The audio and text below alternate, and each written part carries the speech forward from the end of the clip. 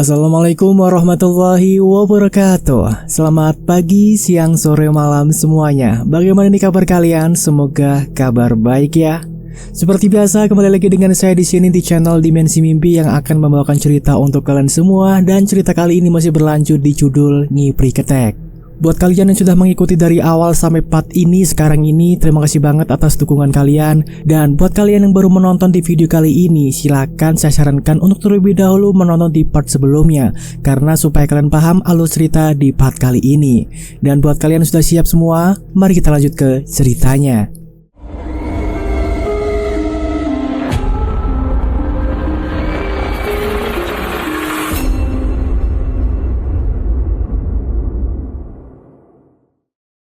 Kematian Mas Cipto merupakan pertanda awal terjadinya sebuah petaka dari segala ranah.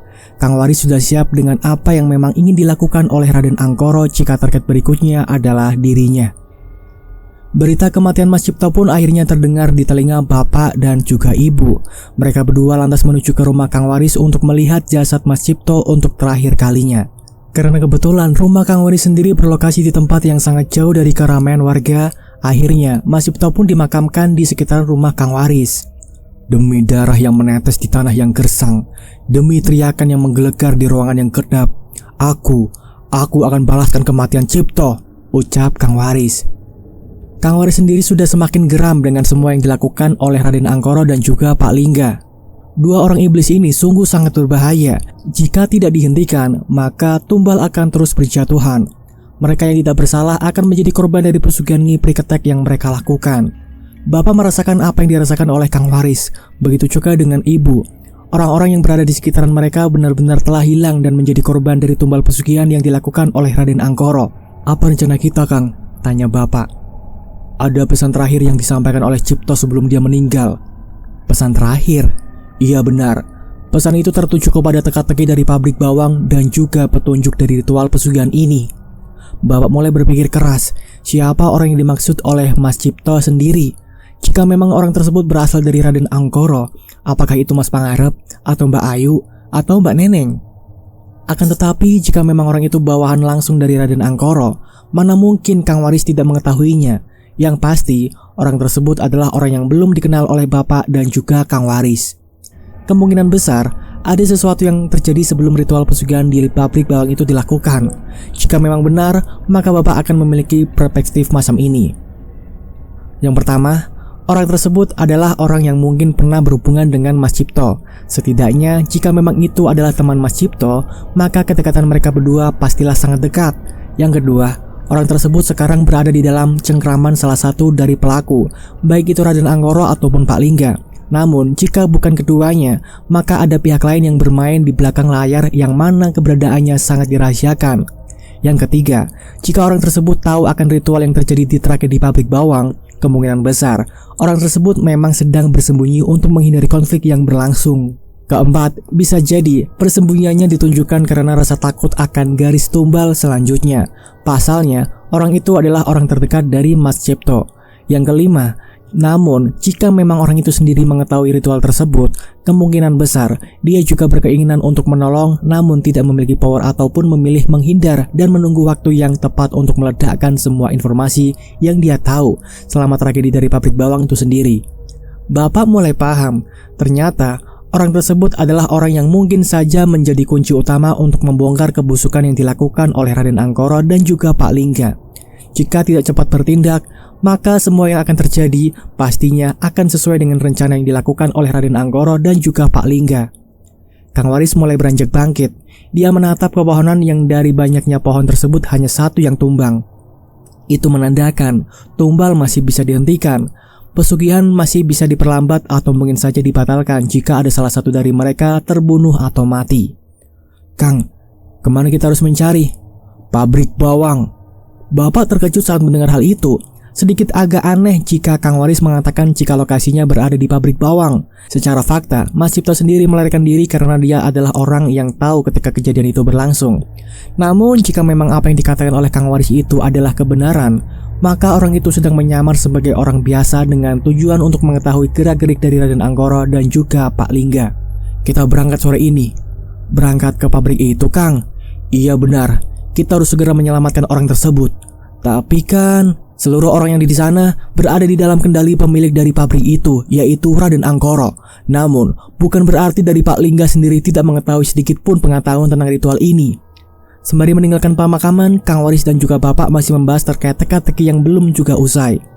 Pastinya, karyawan di sana disuruh untuk menutup mulut mereka, atau jika tidak, kenapa Kang?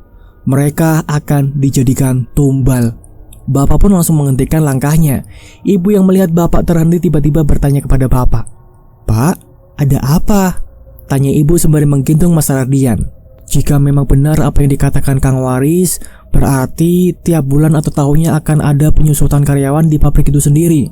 Dan penyusutan itu diakibatkan oleh ritual yang dilakukan oleh Raden Angkoro dan juga Pak Lingga.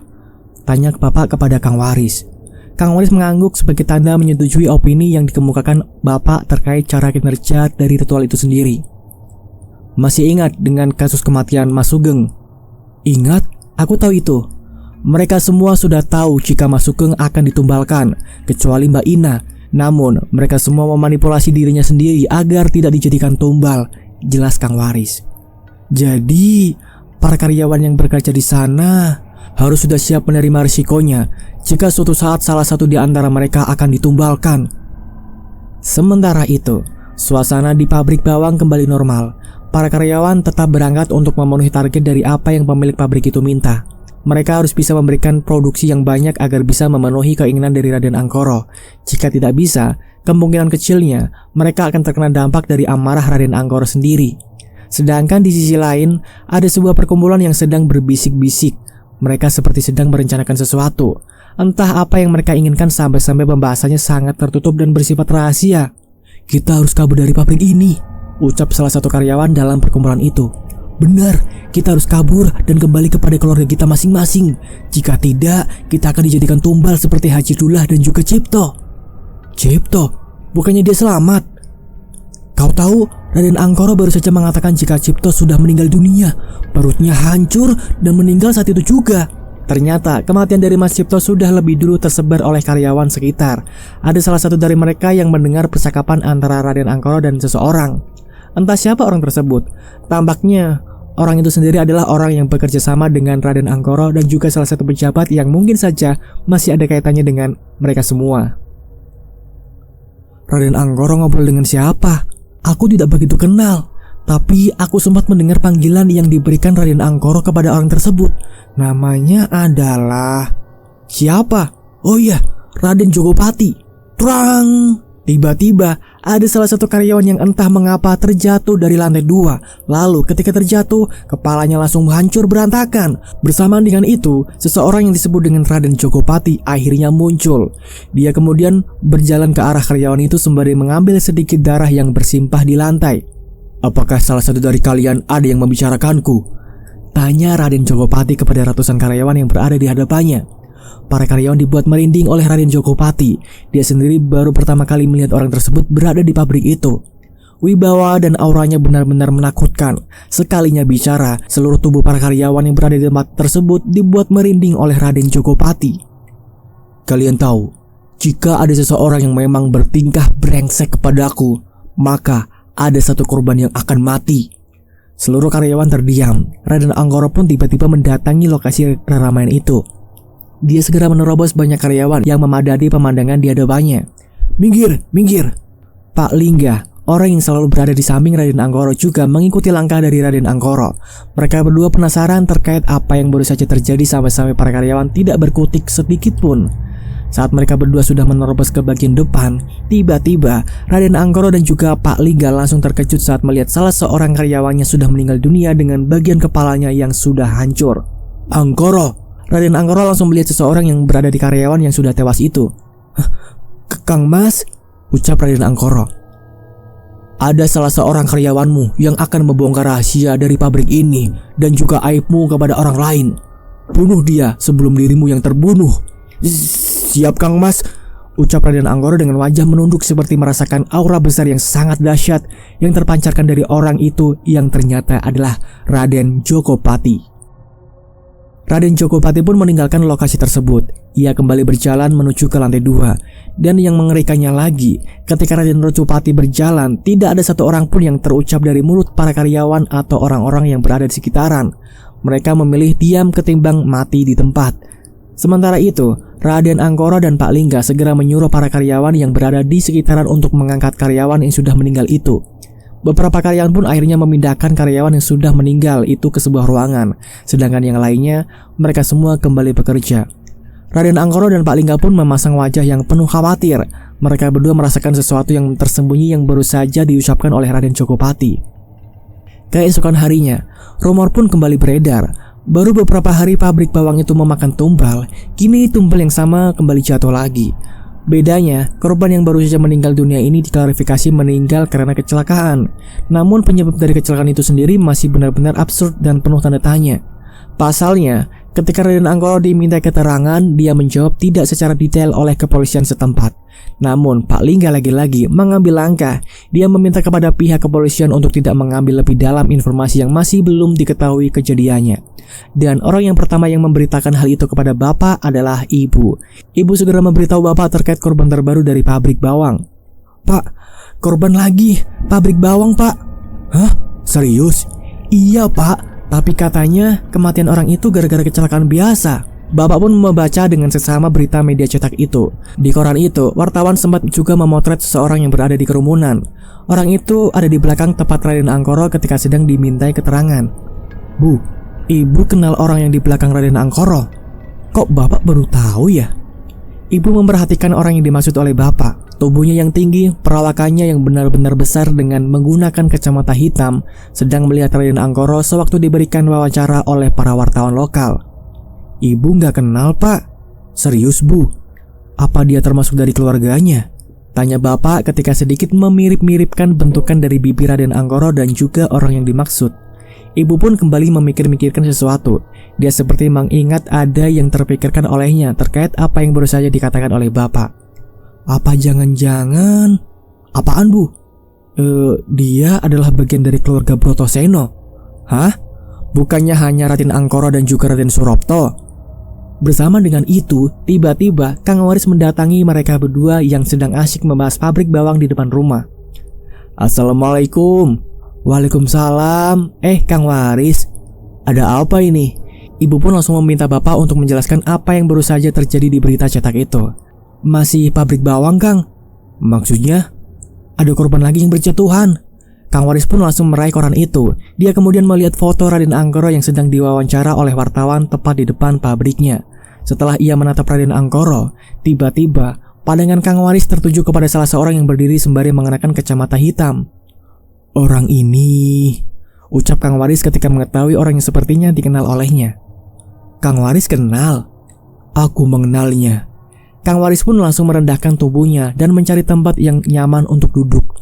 Dia menghela nafas sejenak ketika mendapati sebuah masa lalu yang kembali terbuka di masanya saat ini. "Dia siapa, Kang?" "Aku memaklumi jika kalian tidak tahu. Yang tahu soal ini hanyalah aku dan Mas Krishna." "Mas Krishna?" "Dia mengetahui orang itu karena manuskrip dari trah yang tertulis dia sudah mengenal semua." Bapak paham alasan mengapa Kang Waris baru mengatakan hal ini. Menurutnya, Kang Waris belum bisa menentukan secara pasti dalang dari pesugihan ini. Dengan bermunculannya orang-orang baru, ini menandakan apa yang terjadi di masa lalu sangat berpengaruh di masa kini. Kejadian yang terjadi karena pergusuran orang-orang ningrat oleh para penjajah di masa penjajahan Belanda menyebabkan bermunculannya orang-orang yang dulunya hanya bersembunyi di balik layar. Kini kembali bermunculan ke permukaan untuk mengambil alih apa yang memang sebelumnya telah dijarah. Selain itu juga, banyaknya keturunan yang belum diketahui sangat berpengaruh besar dengan keberadaan orang-orang ningrat yang sekarang. Terlebih lagi, mereka yang memang sudah melenceng dari ajaran agama dan norma, dengan percaya dirinya, keberadaan mereka terus-menerus memberikan arus yang tidak baik untuk memunculkan para keturunan rengget yang lain. Menurut Kang Waris, kemunculan salah seorang yang memang berasal dari keluarga Brotoseno ini adalah momen yang tepat. Pasalnya, dengan kemunculan orang tersebut, Kang Waris mampu menyampaikan rumusan masalah terkait dengan ritual pesugihan yang dilakukan oleh Raden Angkoro dan juga salah seorang pejabat yang bernama Pak Lingga. Keberadaan Raden Angkoro yang dijadikan sebagai tombak dari keluarga Brotoseno dan juga keluarga ningrat inilah yang membuat Kang Waris mampu menyimpulkan sesuatu yang memang di luar nalar. Jika keberadaan Raden Angkoro di sini adalah sebagai penggerak, Berarti orang tersebut adalah otak dari pesugihan itu sendiri, jelas Kang Waris kepada bapak dan juga ibuku. Jadi menurut Kang Waris, Raden Angkoro dan juga Pak Lingga berperan sebagai tokoh lain dalam kejadian ini? Tanya bapak. Tidak, mereka berdua adalah boneka yang dikendalikan oleh salah seorang yang mungkin saja memiliki kelebihan tinggi. Kang Waris pun beranjak bangkit. Dia kemudian mendekati Mas Rahardian yang masih diemban oleh ibuku. Kau masih ingat dengan mimpimu? Tanya Kang Waris. Mimpi? Terkait apa, Kang? Selain Rahardian, kau juga akan dibuai seorang anak. Dia adalah seorang wanita cantik yang pemberani dan juga sebagai penyelesai dari pesugihan ini, jelas Kang Waris. Kang Waris mengusap-ngusap kepala Mas Rahardian. Sesekali mulutnya berkomat-kamit seperti sedang dibacakan sesuatu oleh Kang Waris. Entah apa yang dibacakan olehnya, tapi bapak yakin jika Kang Waris memberikan bacaan doa untuk keselamatan Mas Rahardian.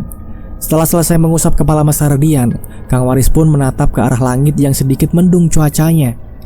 Tragedi Petang Pati. Itu adalah tragedi yang sangat memilukan hingga membuat adanya pesugihan dari keluarga Ningrat sendiri di tempat ini, jelas Kang Waris. Bapak hanya terdiam. Dia belum mengerti sedikit pun terkait dengan tragedi Petang Pati yang baru saja diucapkan oleh Kang Waris.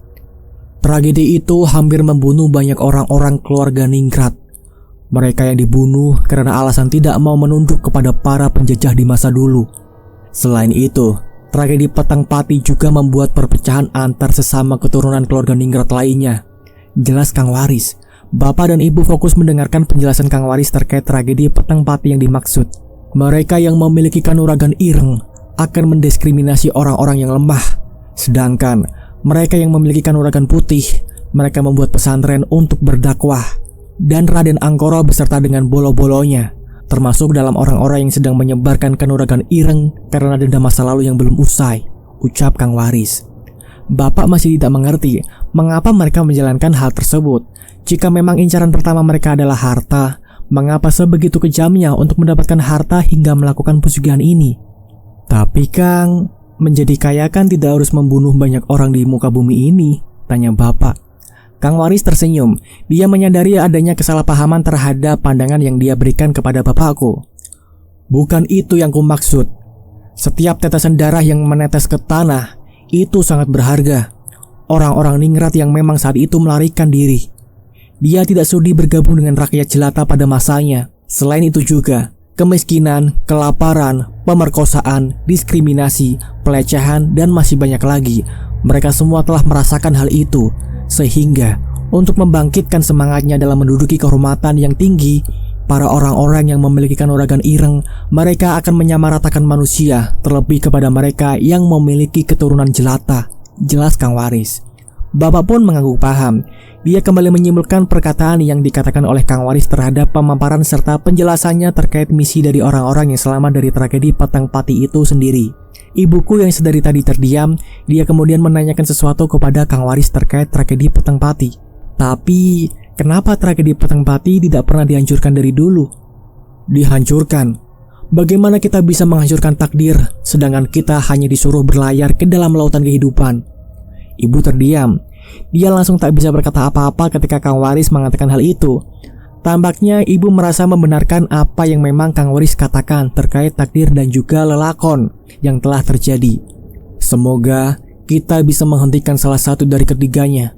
Aku tidak bisa mengatakan apa-apa. Namun akan banyak lagi orang-orang yang bermunculan yang berasal dari tragedi Petang Pati yang terjadi di masa lalu dan berduyun-duyun untuk memproyeksikan diri di masa kini.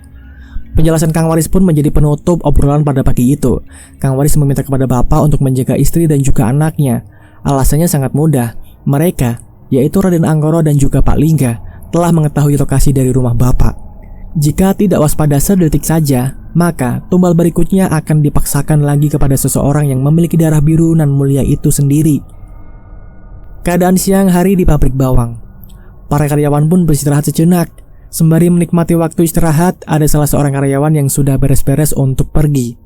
Tampaknya dia merasa ketakutan karena mungkin saja namanya telah dicantumkan untuk dijadikan korban tumbal berikutnya. Jaja, mau kemana? Kok rapi banget?